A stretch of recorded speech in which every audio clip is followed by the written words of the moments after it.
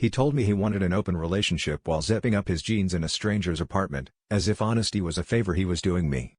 I remember the way his mouth twisted, like he was trying to make it sound modern and mature, not selfish. "We're just too young to be tied down," he said, "but I want us to have something special." My heart pounded in my ears, but I nodded, swallowing the acid rising in my throat, desperate not to look needy or old-fashioned. I agreed, but I set my own rules. If he could sleep around, so could I. A week later I came home early from a night out and found his shoes at the door, except he wasn't alone. Laughter spilled from the bedroom. I waited in the hallway, listening, shaking from anger and something darker.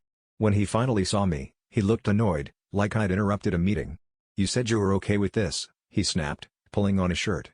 I asked if he knew any of their names. He just stared, silent.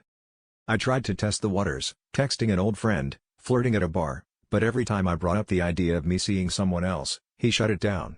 He called it different, said he wasn't comfortable with me doing what he did.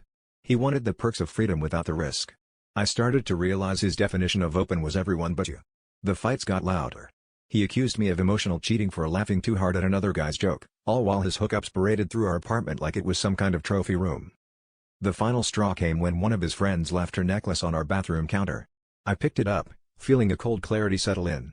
I confronted him, expecting another shouting match, but he just shrugged and said, "You knew what this was." That's when it hit me. I'd stayed not because I was in love, but because I was terrified of being alone.